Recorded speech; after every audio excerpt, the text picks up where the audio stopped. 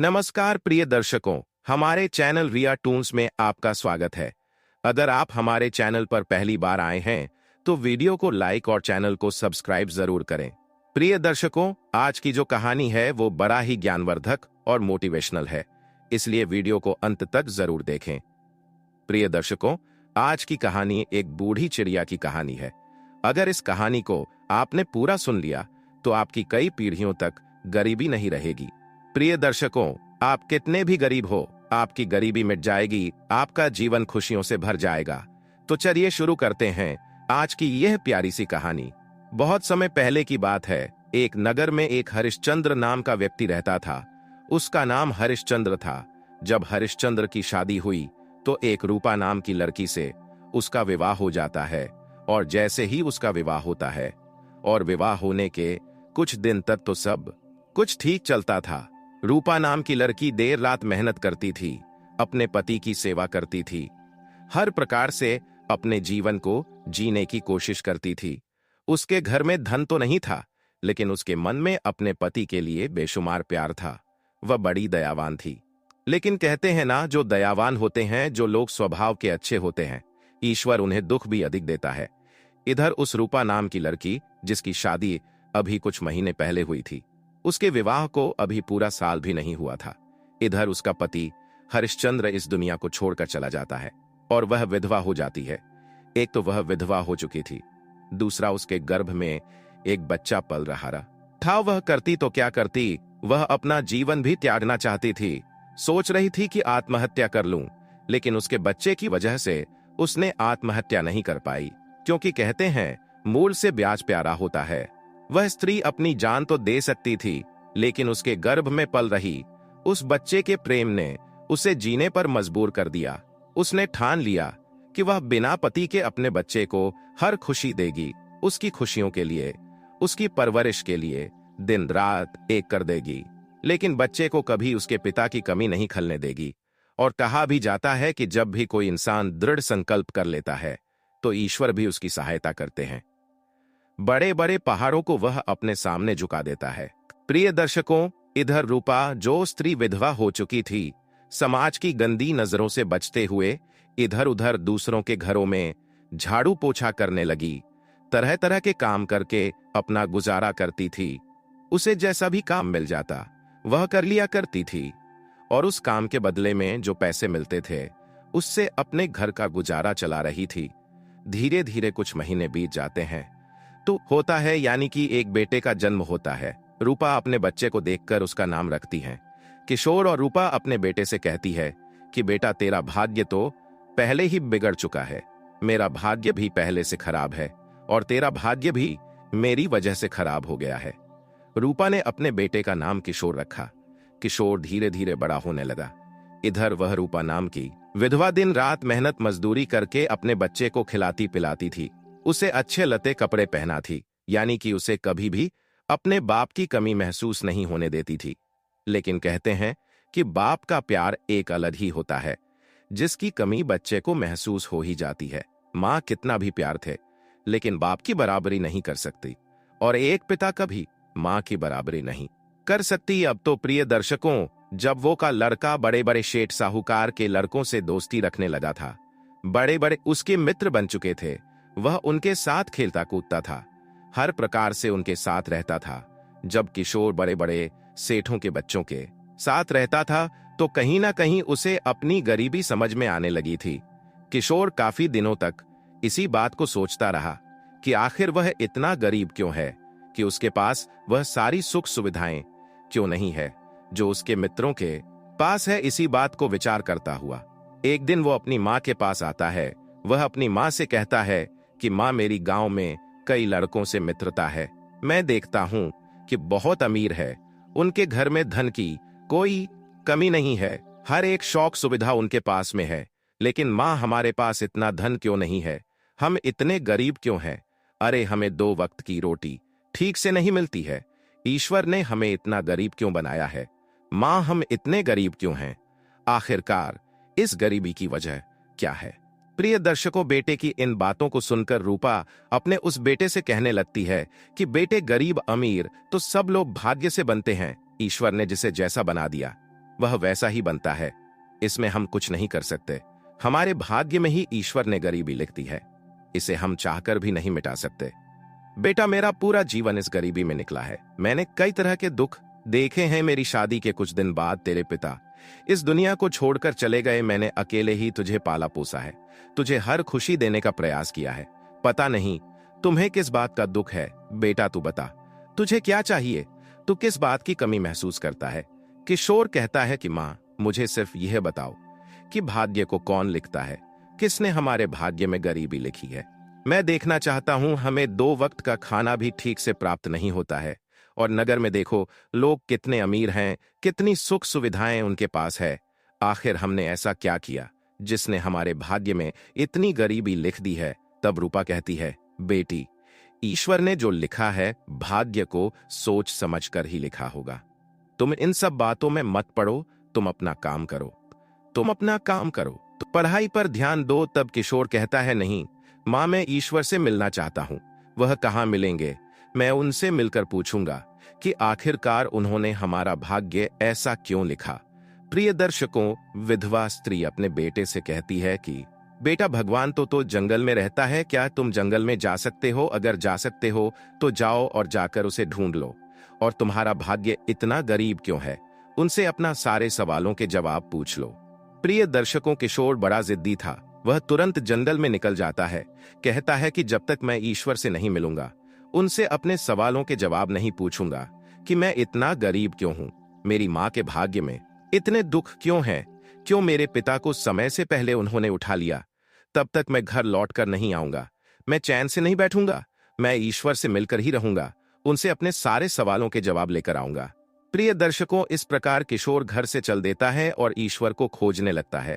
इस तरह पूरा दिन निकल जाता है, लेकिन उसे कहीं भी ईश्वर दिखाई नहीं देती है। किशोर बड़ा परेशान हो जाता है। कहता है कि पता नहीं ईश्वर कहाँ मिलेंगे, लेकिन जहां भी हो, मैं जब तक उनसे मिल नहीं लूंगा तब तक घर नहीं जाऊंगा। इस प्रकार दूसरा दिन हो जाता है, लेकिन किशोर आगे को बढ़ता ही जाता है और चलते चलते उसे भूख भी बहुत तेज लगाई थी। वह बड़ा व्याकुल था। जंगल में रोता बिलख चला जा रहा था और कह रहा था, हे ईश्वर, तुम कहां हो? मैं तुम्हें ढूंढ रहा हूं। मुझे तुमसे कुछ पूछना है। ऐसी आवाजें मुंह से निकालता हुआ वह रोता हुआ आगे को बढ़ता जा रहा था। प्रिय दर्शकों, उधर क्या होता है? महादेव और माता पार्वती जंगल में साधु का भेष बनाकर भ्रमण करने के लिए आए थे। जब माता पार्वती उस लड़के की रोदन भरी आवाज सुनती है तो मैं भगवान विष्णु से कहती है, हे स्वामी, जंगल में कोई बालक विलाप कर रहा है और वह आपको पुकारता है। यह कौन हो सकता है? कौन रो रहा है? हमें इसके पास चलकर इसकी सहायता करनी चाहिए। तब भगवान शिव कहते हैं कि देवी, वह एक विधवा का लड़का है। इसके भाग्य में बहुत गरीबी लिखी है, बहुत दुख मिला है। उन्हीं प्रश्नों के उत्तर लेने के लिए वो मुझे पुकारता है। तब माता पार्वती कहती है, हे प्रभु, हमें इनकी मदद करनी चाहिए। वह आपका भक्त है और आपको पुकार रहा है। तब भगवान शिव कहते हैं, नहीं देवी, इसके भाग्य में ब्रह्मा जी ने कुछ लिखा ही नहीं है। इसके भाग्य में तो केवल दुख ही दुख लिखे हैं, केवल गरीबी ही गरीबी लिखी है। हम इसके भाग्य में कोई बदलाव नहीं कर सकते। तब माता लक्ष्मी कहती है, हे प्रभु, फिर भी इसकी आपको मदद तो करनी ही चाहिए। आप जल्द से जल्द इसके पास चलिए। मैं इसकी कुछ मदद करना चाहती हूँ। भगवान शिव कहते हैं, ठीक है, अगर आपको ऐसा लगता है तो चलकर देख लेते हैं। और वह साधु का भेष बनाकर भगवान शिव किशोर के पास जाते हैं और किशोर से कहते हैं कि बेटे, तुम कौन हो और तुम क्यों रो रहे थे? तुम किससे मिलना चाहते हो? तब किशोर कहता है, हे साधु बाबा, मैं ईश्वर से मिलना चाहता हूँ। मैं ईश्वर से मिलकर पूछना चाहता हूँ कि आखिर उसने हमें इतना गरीब क्यों बनाया? उसने हमारे भाग्य में दुख ही दुख क्यों लिखे? उसने मेरी मां को समय से पहले विधवा क्यों बना दिया? आखिर हमने ऐसे कौन से बुरे कर्म किए हैं जिसकी वजह से हमारे भाग्य में इतने दुख लिख दिए और हमारे पूरे जीवन में गरीबी ही गरीबी लिख दी? नगर में बड़े बड़े सेठ साहूकार हैं जिनके पास कोई धन की कमी नहीं है। आखिरकार हमें इतना गरीब क्यों बना दिया? 2 वक्त की रोटी भी हमें नसीब नहीं होती। तब माता पार्वती कहती हैं कि बेटी, यह तो भाग्य का खेल है। यह पूर्व जन्म के कर्मों पर निर्धारित करता है। तब किशोर कहता है, नहीं माता, मैं यह बात ईश्वर से मिलकर जरूर पूछूंगा कि आखिरकार मैंने ऐसे कौन से काम किए हैं जिसकी सजा भुगत रहा हूं। तब भगवान शिव कहते हैं तुम ईश्वर से आज नहीं मिल पाओगे क्योंकि उन्हें बहुत सारे काम हैं। वह तो अपने कई भक्तों के पास जाते हैं, लेकिन मैं तुम्हें सोने का हार देता हूं, जिसे बेचकर तुम अपनी गरीबी मिटा लेना। इससे तुम्हारी गरीबी दूर हो जाएगी और तुम अमीर बन जाओगे। तुम्हारा भाग्य बदल जाएगा। प्रिय दर्शकों, किशोर सोने के हार को देखता है तो खुश हो जाता है। कहता है, ये तो बहुत अच्छा हुआ, इससे तो हमारे भाग्य में कुछ बदलाव जरूर आएगा। प्रिय दर्शकों, किशोर उस हार को लेकर घर की ओर चल देता है, साधु बाबा को प्रणाम करता है और अपने घर को लौटने लगता है। रास्ते में चलते चलते किशोर सोचता है कि जब मां हार देखेगी तो वह बड़ी खुश हो जाएगी। इससे हमारी गरीबी मिट जाएगी, हम भी अच्छे कपड़े पहनेंगे, हम भी अच्छा भोजन करेंगे और इससे कुछ पैसों से हम अपना व्यापार करेंगे। ऐसे कई तरह के विचार अपने मन में करता हुआ किशोर घर की ओर बढ़ता जा रहा था।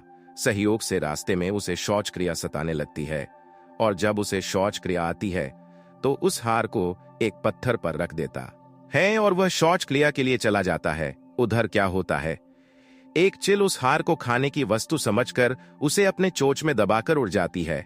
किशोर जब देखता है कि एक चील उसका हार पंजे में दबाकर ले जा रहा तो किशोर उसका कुछ दूर तक पीछा करता है, लेकिन वह इससे अधिक और क्या कर सकता था।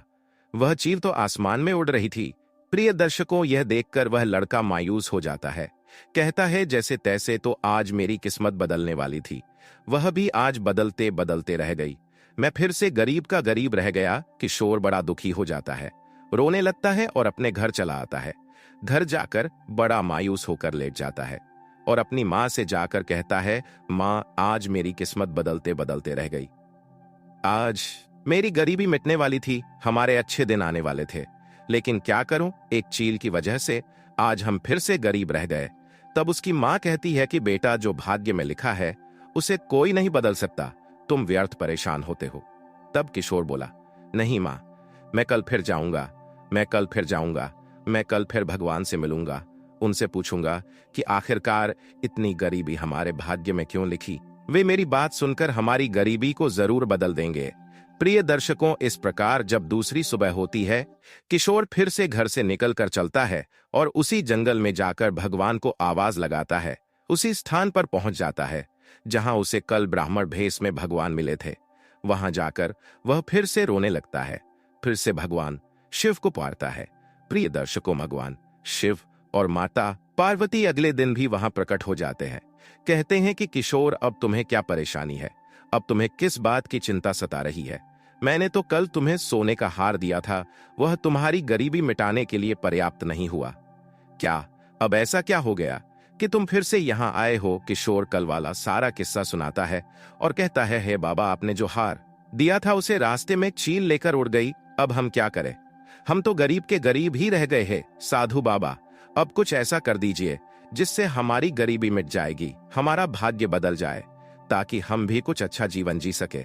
भगवान शिव कहने लगते हैं कि बेटा, तुम्हारा भाग्य मैं नहीं बदल सकता। अगर तुम्हें अपनी गरीबी मिटानी है तो तुम्हें ब्रह्मा जी के पास जाना चाहिए। ब्रह्मा जी तुम्हारा भाग्य जरूर बदल सकते हैं, तुम्हारी गरीबी जरूर मिटा सकते हैं। किशोर पूछता है कि प्रभु, आप मुझे बताइए कि ब्रह्मा जी कहाँ मिलेंगे। तब भगवान शिव उसे ब्रह्मा जी का पता बताते हैं। पता लेकर किशोर ब्रह्मा जी के पास निकल पड़ता है और चलते चलते ब्रह्मा जी के पास पहुंच जाता है। ब्रह्मा जी से कहता है कि प्रभु, मैं किशोर, आखिरकार आपने मेरे भाग्य में इतनी गरीबी क्यों लिखी? मेरी मां के भाग्य में इतना दुख क्यों लिखा? हमने ऐसे कौन से कर्म किए हैं जिसकी वजह से हमें 2 वक्त का खाना भी नसीब नहीं होता? शहर में इतने बड़े बड़े लोग हैं जिनके पास धन की कोई कमी नहीं है, वे लोग तो धन को दोनों हाथों से लुटा रहे हैं, और आपने हमें इतना गरीब क्यों बना दिया? 2 वक्त का भोजन भी नहीं मिलता। तब ब्रह्मा जी कहते हैं कि बेटा, तुम्हारे भाग्य में कुछ लिखा ही नहीं, तुम्हारे भाग्य में तो केवल गरीबी ही गरीबी लिख डाली है, उसे कोई नहीं बदल सकता, उसे मैं भी नहीं बदल सकता। जो भाग्य में लिखा है वह तो भोगना ही पड़ेगा। तब किशोर कहता है, हे प्रभु, आप तो भगवान है, अब मुझे कुछ ऐसा उपाय बताइए जिससे मैं भी कुछ अच्छा जीवन जी सकूं, मैं भी अमीर बन सकूं, मेरा जीवन भी सुख से बीत सके। यदि आप ऐसा नहीं कर सकते हैं तो फिर मेरे सवालों के जवाब दीजिए। तब ब्रह्मा जी कहते हैं कि बेटे तेरे भाग्य का लिखा तो हम नहीं बदल सकते, लेकिन मैं तुझे एक अंगूठी दे रहा हूं। यह अंगूठी तेरी सारी गरीबी मिटा सकती है। प्रिय दर्शकों, इस प्रकार एक रत्न जड़ित अंगूठी ब्रह्मा जी किशोर को देते हैं। कहते हैं कि इसे बेचकर तुम अपनी गरीबी मिटा लो और अपने जीवन को सुखी संपन्न बना लो। प्रिय दर्शकों, किशोर अंगूठी देखता है तो कहता है कि चलो, इससे जो पैसे मिलेंगे उससे कुछ तो गरीबी कम होगी, कुछ तो मेरा भाग्य बदलेगा। इन्हीं सब बातों को विचार करता हुआ किशोर घर की ओर चल पड़ता है। जंगल में चलते चलते कई तरह के सपने देखता हुआ वह घर की ओर चला आ रहा था। रास्ते में उसे एक सरोवर मिलता है। चलते चलते किशोर को बहुत जोर की प्यास लगती है। जैसे ही वह पानी पीने के लिए उस सरोवर पर झुकता है तो उसकी जेब से वह अंगूठी उस सरोवर में गिर जाती है और उसे एक मछली निगल जाती है। और उसे देखते ही देखते किशोर का एक बार फिर से भाग्य बिगड़ जाता है। उसके भाग सुधरते सुधरते सुधरते फिर से बिगड़ जाता है। उसकी गरीबी मिटते मिटते से रह गई। ये देखकर किशोर बड़ा दुखी हो जाता है और फिर से रोने लगता है और कहता है, हाय रे, मेरी किस्मत में तुझे बार बार बदल रहा हूं, लेकिन तू है कि बदलने को तैयार ही नहीं है। आखिर मैं देखता हूं कि तू कब तक नहीं बदलेगी। प्रिय दर्शकों, किशोर फिर से घर आ जाता है और अपनी मां से कहता है कि मां, आज मैं भगवान से मिला था। उन्होंने मुझे एक अंगूठी दी थी, लेकिन उसे जैसे ही लेकर मैं चला तो रास्ते में मुझे प्यास लगी पानी पीने के लिए। मैं सरोवर पर झुका तो मेरी जेब से वह अंगूठी निकलकर उस तालाब में गिर गई, जिसकी वजह से आज हम अमीर बनते बनते रह गए। हमारा भाग्य बदलते बदलते रह गया। तब उसकी मां रूपा, जो एक विधवा स्त्री थी, कहने लगती है कि बेटा, तू क्यों इस तरह की झूठी मूठी कहानियों सुना देता है। बेटे, मुझे पता है कि मेरे भाग में बड़े दुख लिखे हैं, बड़ी गरीबी लिखी है। अगर मेरे भाग में सुख होता तो मेरा पति मुझे भरी जवानी में छोड़कर क्यों जाता? क्योंकि कहते हैं कि पति की बिना औरत की गति नहीं होती। जिस औरत का पति नहीं होता, संसार में उसे इज्जत नहीं मिलती। लोग उसे अच्छी निगाह से नहीं देखते। उसे ना तो इज्जत मिलती है, ना सम्मान मिलता है, ना किसी प्रकार का सुख मिलता है। अगर मेरे भाग्य में सुख होता, सम्मान होता, तो मेरा पति जीवित हो जाता। बेटा, तेरा भाग्य मेरे भाग्य से बना हुआ है, इसलिए बेटा, जो ईश्वर ने लिखा है उसे कबूल करो। किसी भी तरह की कोशिश से इसमें कोई बदलाव नहीं होगा। प्रिय दर्शकों, किशोर बड़ा जिद्दी था। कहने लगता है, मां, मैं कल फिर से भगवान के पास जाऊंगा। देखता हूं कैसे वे मेरे भाग्य को नहीं बदलते। वह फिर से कुछ ना कुछ मुझे जरूर देंगे, जिससे हमारा भाग्य बदल जाएगा। मां के मना करने के बाद भी किशोर अगले दिन जंगल में जाता है और कहता है कि ब्रह्मा जी, जो आपने मुझे कल अंगूठी दी थी, वह अंगूठी जल में गिर गई, उसे एक मछली निगल गई। अब मैं क्या करूं? मैं तो गरीब के गरीब रह गया। हे ब्रह्मा जी, कोई ऐसी कृपा कीजिए जिससे मेरी गरीबी मिट सके, मैं भी कुछ अच्छा कर सकूं, मेरा जीवन भी अन्य दूसरे सुखी व्यक्तियों की तरह भी हो जाए। ब्रह्मा जी कहते हैं, बेटे, अब मैं कुछ नहीं कर सकता, क्योंकि तुम्हारा भाग्य तुम्हारी किस्मत को बदलने नहीं देता है। तुम्हारे साथ कोई कितना भी अच्छा कर ले, तुम्हारा भाग्य नहीं बदल सकता। क्योंकि कहते हैं, जिस व्यक्ति के भाग्य में दुख और गरीबी लिखी हो, तो पूरी दुनिया उसे सुख और अमीर बनाने के चक्कर में लग जाए, लेकिन कोई भी उसे सुखी नहीं बना सकता, कोई भी उसे अमीर नहीं बना सकता। जिस व्यक्ति के भाग्य में दुख लिखा हो, तो पूरा संसार एकजुट होकर भी उसे सुखी नहीं बना सकता। प्रिय दर्शकों, तब किशोर कहने लगता है, नहीं ब्रह्मा जी, आप तो ईश्वर हैं, या तो आप मेरी गरीबी मिटाए, या मेरे सवालों के जवाब दीजिए, या फिर कोई ना कोई उपाय बताइए। आखिर मैंने ऐसे कौन से कर्म किए हैं जिसकी वजह से मुझे इस तरह की गरीबी भोगनी पड़ रही है? मेरे दुखों का कारण क्या है? क्यों मेरे भाग्य में ऐसा लिखा गया है?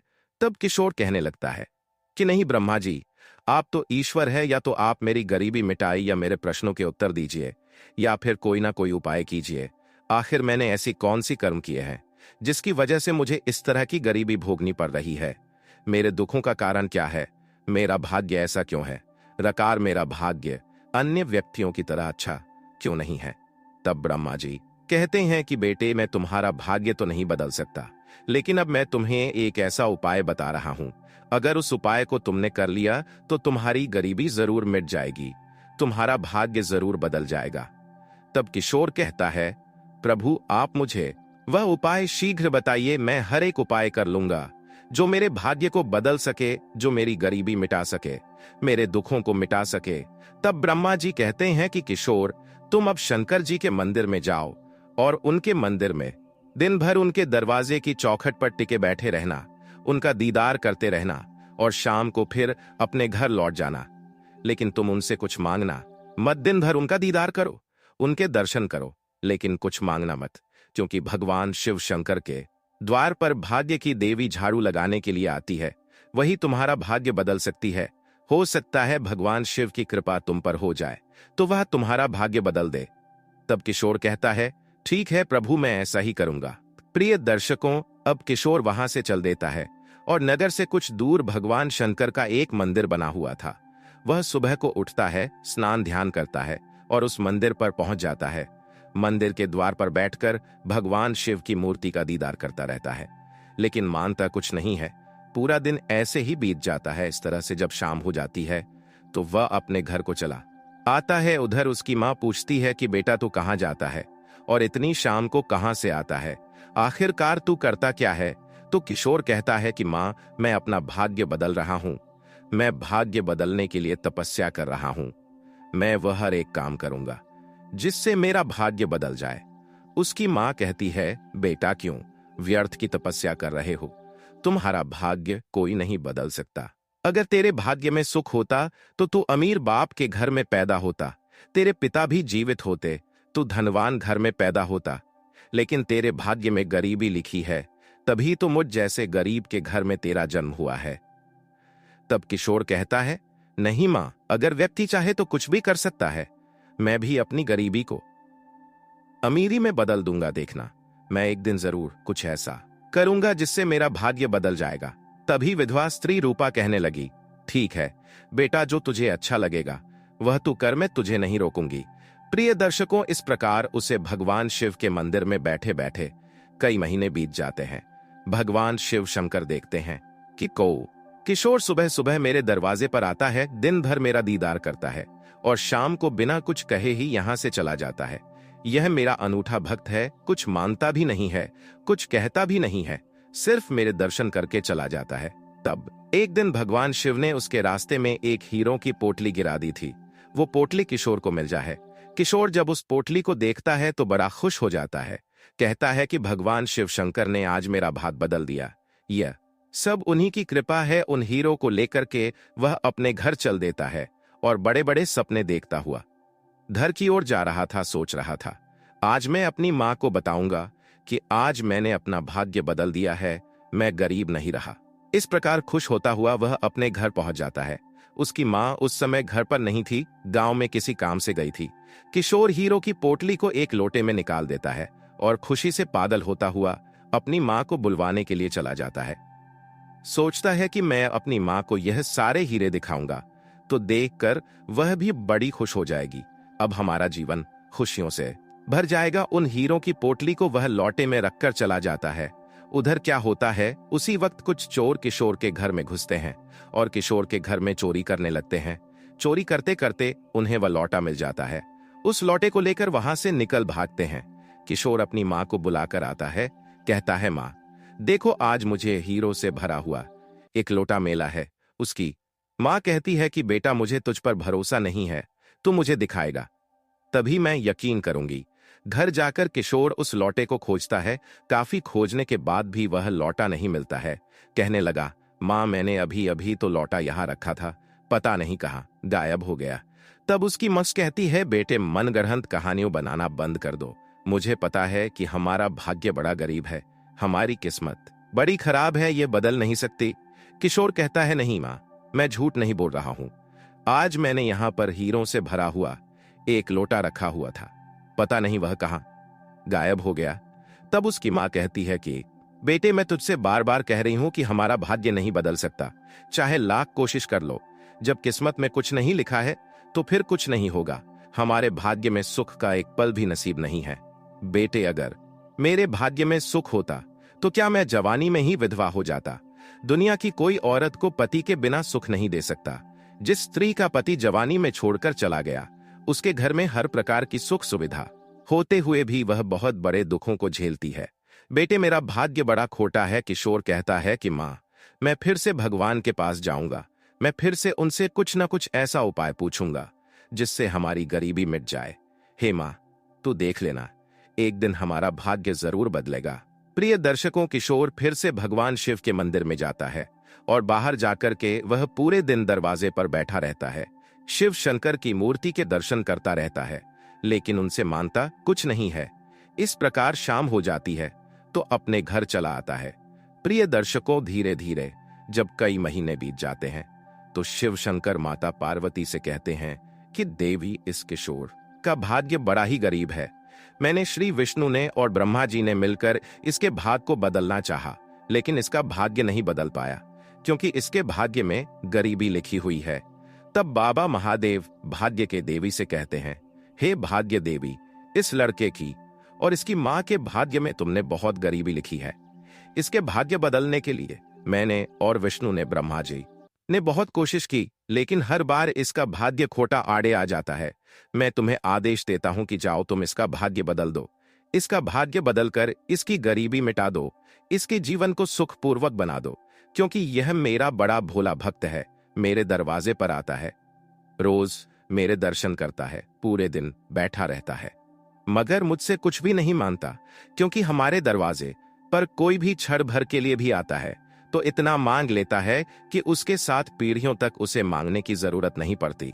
लेकिन हे भाग्य की देवी, यह कई महीनों से हमारे द्वार पर रो रो कर बैठता है, लेकिन मांगता कुछ नहीं है और ना कुछ कहता है। जो मांगने वाले को मिलता है उससे कहीं अधिक बिना मांगने वाले को मिलना चाहिए।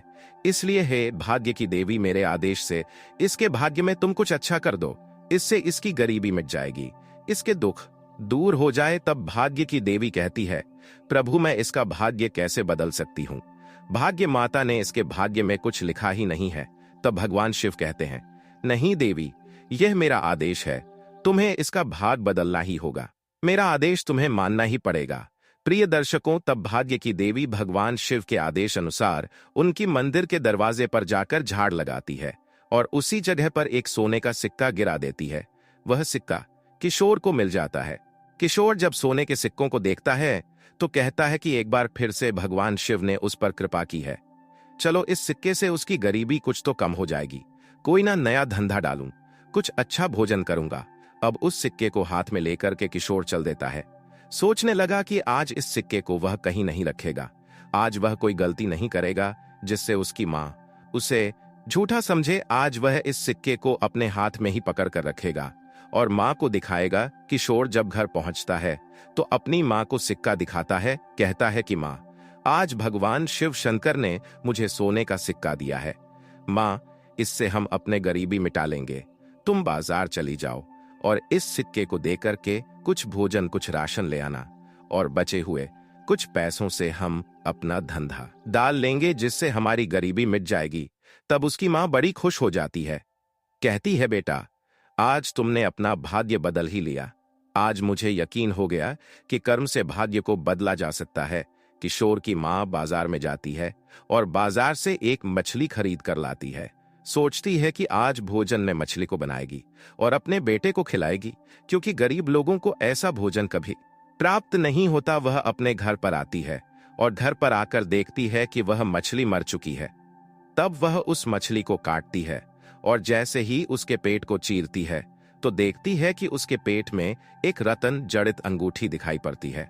वो अपने बेटे किशोर को दिखाती है, बेटे, इस मछली के पेट में यह रत्न जड़ित अंगूठी मिली है। किशोर जब अंगूठी को देखता है तो पहचान जाता है। एकदम से वह कहता है, मामा, यह वही अंगूठी है जो ब्रह्मा जी ने उसे दी थी। मां, अब हमारा भाग्य बदल चुका है, अब सब कुछ अच्छा होने वाला है। उस अंगूठी को पाकर किशोर बड़ा खुश हो जाता है। तब किशोर की मां कहती है, बेटे, बाबा महादेव ने हमारा भाग्य बदला है, हमारी किस्मत बदली है। चलो, अब हम गरीब और भूखे भिखारियों को भोजन कराएंगे, ब्राह्मणों को भोजन कराएंगे, जिससे कुछ लोगों की हमें दुआ मिले और हमारा भाग्य बदल जाए। क्योंकि कहते हैं कि धर्म करने से धन कम नहीं होती, धर्म की जड़ें पाताल तक जाती है और भूखे को भोजन खिलाना सबसे बड़ा धर्म होता है, सबसे बड़ा दान होता है। इन्हीं सब बातों को सोचते हुए बाजार जाते हैं बाजार से बहुत सारे चावल वगैरह कई तरह की सामग्री भोजन लेकर आते हैं। फिर अपने बेटे किशोर से कहती है कि बेटी चलो अब जंगल में चलती है, क्योंकि भोजन बनाने के लिए कुछ लकड़ियों की जरूरत पड़ेगी। किशोर अपनी माँ के साथ जंगल में चल देता है।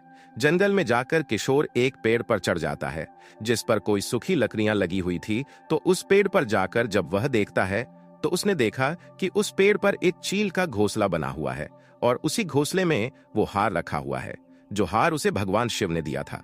किशोर उस हार को उठा लेता है। हार को देखते ही वह बड़ा खुश हो जाता है।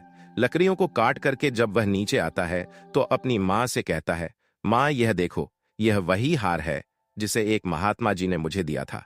इस हार को चील लेकर उड़ गई थी, क्योंकि मैंने आपसे कहा था कि आज मेरा हार एक चील लेकर उड़ गई है। मुझे यह हार एक संत ने दिया था। उसकी माँ कहती है, बेटे मैंने तुझ पर यकीन नहीं किया, किंतु तू सच बोल रहा था। आज मुझे भरोसा हो गया है। अब साबित हो चुका है कि कम से कम बुरा व्यक्ति, जिसके भाग्य में कई पीढ़ियों तक गरीबी लिखी हो, कितने भी दुख लिखे हो, लेकिन अगर वह अच्छे कर्म करता है, ईश्वर की पूजा करता है और अपने कर्म को ध्यान में रखते हुए अपनी बात पर अडिग हो जाता है, दृढ़ संकल्प ले लेता है, तो वह अपने भाग्य को बदल सकता है। क्योंकि कर्म से बड़ा कुछ नहीं होता, भाग्य कर्म का गुलाम होता है।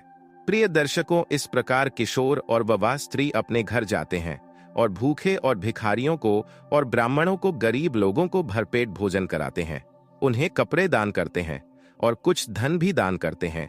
कहते हैं कि इस बार आज उसका जीवन बदल दिया है, उसकी गरीबी को अमीरी में बदल दिया है।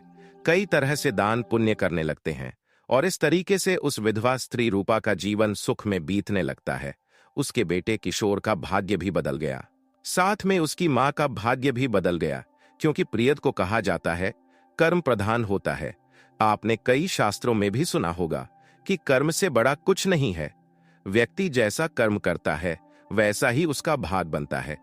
कहते हैं शक्तिशाली के लिए कोई काम कठिन नहीं होता, मेहनती के लिए कोई स्थान दूर नहीं होता, विद्वान के लिए कोई जगह परदेश नहीं होती, मीठा बोलने वाले के लिए कोई पराया नहीं होता। मनुष्य के जीवन में यह 6 चीजें गरीबी लाती हैं। नंबर 1 सुस्ती, नंबर 2 औरत की दास्तान, नंबर 3 बीमारी, नंबर 4 जन्मभूमि से आसक्ति, नंबर 5 संतोष, नंबर 6 बुजदिली। कहते हैं बेकार, आलसी और किस्मत के सहारे निर्भर और सुस्त आदमी के पास लक्ष्मी उसी तरह नहीं आती जैसे जवानी के नशे में धुत सुंदर लड़की बूढ़े आदमी से दूर भागती है। प्रिय दर्शकों, हमारी आज की कहानी यहीं पर समाप्त होती है।